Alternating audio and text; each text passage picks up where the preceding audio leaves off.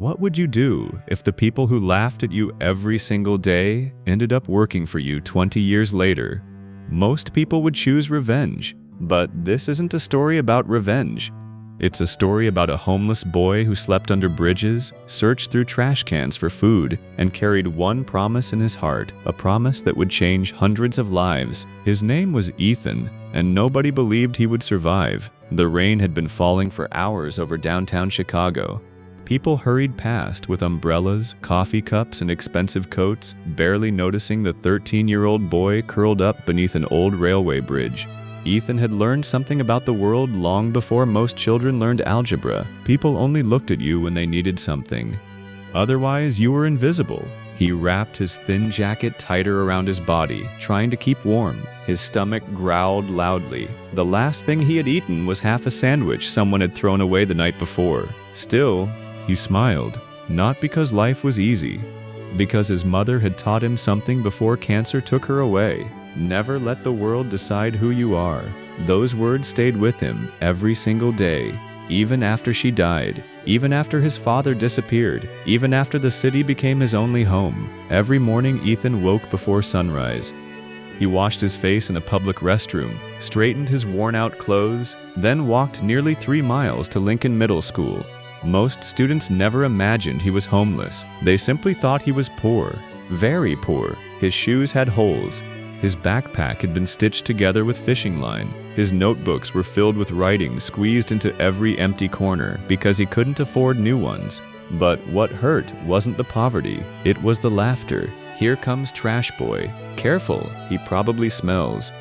I heard he sleeps in a dumpster. The classroom exploded with laughter. Ethan lowered his head, not because he believed them, because arguing would only make it worse. His teacher, Mrs. Carter, noticed everything. One afternoon, she quietly called him after class. "Ethan, are things okay at home?" "Oh," he forced a smile. "I'm fine." She looked into his eyes. Teachers often knew when children lied, but she also knew that some children carried pain too heavy to explain. Instead of asking more questions, she handed him a paper bag. There were some extra sandwiches from the staff room. It was a lie. She had made them herself. Ethan whispered, "Thank you." That simple meal became the best thing he had eaten in weeks. From that day on, Mrs. Carter always found a reason to leave extra food. She never embarrassed him, never asked for anything in return. Years later, Ethan would never forget her kindness. Every afternoon after school, Ethan collected bottles and cans around the city. Some days he earned $3, sometimes $5. On lucky days, $8. Every coin mattered, not because he wanted toys, because he dreamed of something much bigger, a future. One cold evening, he stopped outside a tall glass building. People wearing suits walked confidently through revolving doors. Luxury cars lined the street. On the front of the building stood shining silver letters, Harrison Technologies. Ethan stared through the glass. Inside were people creating software that businesses around the country depended on. He had read about the company in the library. It fascinated him. One security guard noticed the skinny boy staring. "Move along, kid." Ethan nodded politely, but before leaving, he looked at the building one last time. "One day, I'm coming back, not to clean the floors, not to beg, to own something bigger than anyone expects." The guard laughed as Ethan walked away. He had no idea those words would one day become reality. At night, while most teenagers played video games or watched television, Ethan sat inside the public library until closing time. Books became his family.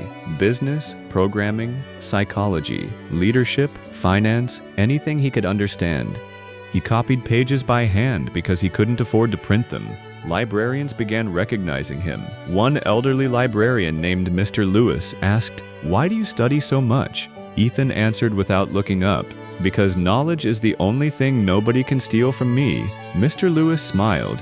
He had worked in libraries for 32 years. He had never forgotten that sentence. Months passed. Winter arrived. The nights became unbearable. One freezing December evening, Ethan's body began shaking uncontrollably beneath the bridge. His fever grew worse. He hadn't eaten properly in days.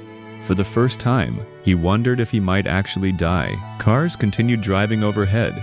Thousands of people passed within a few hundred feet. None of them knew a child was fighting to stay alive beneath the bridge. As Ethan slowly closed his eyes, he whispered the promise he had made to his mother. "I won't give up, I promise." But this time, even he wasn't sure he could keep that promise. When Ethan opened his eyes, he wasn't under the bridge anymore. Bright white lights hung above him. A soft beeping sound echoed through the room. For a brief moment, he thought he was dreaming. Then he heard a calm voice. "Easy, son. You're safe." A nurse smiled as she adjusted his blanket. "You collapsed from exhaustion and dehydration. Someone found you early this morning." Ethan immediately sat up. "My backpack. Where is it?" The nurse looked surprised. "It's right there." He reached for the old, torn backpack and hugged it tightly. Inside were his notebooks, hundreds of handwritten pages filled with ideas, business plans, and programming notes. To everyone else, they looked like scraps of paper. To Ethan, they were his future. Later that afternoon, a middle-aged man walked into the room. He wore a simple gray coat instead of an expensive suit. His hair was beginning to turn white, but his eyes were sharp. "My name is Daniel Brooks," he said. "I'm the one who called the ambulance." Ethan lowered his head. "Thank you." Daniel smiled. "You don't have to thank me. Anyone should have done the same." For several seconds, neither of them spoke. Then Daniel noticed the stack of notebooks. "What are those?" "My ideas." "You write all of this?" Ethan nodded. Daniel picked up one notebook. Inside were sketches for software companies, customer service systems, and even rough designs for mobile applications years before smartphones became common. The handwriting wasn't perfect, but the thinking was extraordinary. Daniel turned another page, then another. His expression slowly changed. "How old are you?" 13. "And you taught yourself all of this?" "I read library books." Daniel stared at him in disbelief. He had spent 30 years investing in businesses. He had met graduates from the best universities in America, yet this homeless boy possessed something many executives never developed: vision. Before leaving, Daniel handed Ethan a business card. "If you ever need help, call me."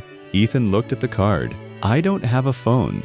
Daniel paused, then he smiled. "Then come to this address tomorrow morning." The next day, Ethan stood nervously outside a small office building. Nothing about it looked impressive. No giant logo, no luxury cars, just a modest consulting company. Daniel welcomed him inside. "I have a deal for you." Ethan listened carefully. "You can organize files here after school. It's only a few hours every evening. I'll pay you honestly." And Daniel looked directly into his eyes. "You'll have access to every business book in this office." Ethan couldn't believe it. His first real job, his first real opportunity. From that day forward, his life followed the same routine. School, work, study, sleep, repeat, week after week, month after month. Daniel watched quietly. The boy never complained, never arrived late, never wasted a minute. Sometimes Daniel entered the office late at night and found Ethan reading books that even experienced entrepreneurs struggled to understand. One evening, Daniel asked, "Why do you push yourself this hard?" Ethan closed the book. "Because nobody is coming to rescue me. If I want a different life, I have to build it myself." Daniel felt chills. Those words stayed with him long after Ethan left. Months later, Daniel made another discovery. Ethan wasn't spending his salary. Almost every dollar remained untouched. "What are you saving for?" Daniel asked. Ethan smiled. "My first computer." Daniel laughed softly. "Do you know how long that will take?" "I don't care. I'll get there." 3 weeks later, Daniel invited Ethan into his office. A cardboard box sat on the desk. "It's old," Daniel said. "The monitor is slow. The keyboard sticks, but it still works." Ethan slowly opened the box. His hands began shaking. He had never owned anything so valuable. Tears filled his eyes. "I can't accept this." Daniel smiled. "You're not accepting it. You earned it." That night, Ethan carried the heavy computer nearly 2 miles to the abandoned warehouse where he had recently found temporary shelter. Using an extension cord borrowed from a maintenance worker, he powered it on. The screen flickered, the fan made strange noises, but to Ethan, it looked like the future. Every night after work, he taught himself programming. He made mistakes, thousands of them. Programs crashed, files disappeared, hours of work were lost, but every failure taught him something new. One winter evening, while testing a small scheduling program he had written for Daniel's office, Ethan realized something. Small businesses everywhere struggled with the same problem: appointments, invoices, customer records. Most existing software was too expensive, too complicated. What if? Would he build something simple, something affordable, something anyone could use? For the first time in years, his dream no longer felt impossible. It felt real, but Ethan had no idea that someone else had started watching him from the shadows, someone powerful. Someone connected to Harrison Technologies, and that person was about to change Ethan's life forever. But Bud, the boy who once slept beneath a bridge, was gone. In his place stood Ethan Carter, the founder and CEO of one of the fastest-growing software companies in the country. His platform helped thousands of small businesses manage their daily operations. What had started on an old, second-hand computer had become a company worth billions of dollars. Yet despite his success, Ethan never forgot where he came from. He still visited public libraries.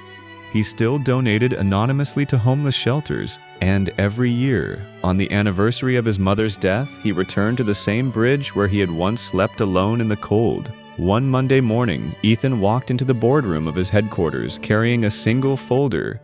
His executives noticed the unusual smile on his face. "Our biggest competitor is collapsing," one of them said. "Harrison Technologies has lost several major contracts." Another executive added, "Their stock has fallen nearly 70%. Investors are selling. They may not survive the year." The room fell silent. Everyone knew Harrison Technologies. It had once been one of the most respected software companies in America. Ethan slowly opened the folder. "I want to buy it." "Oh. Thank you for watching, and thank you for your support. I'll meet you at a better time than this and in another story.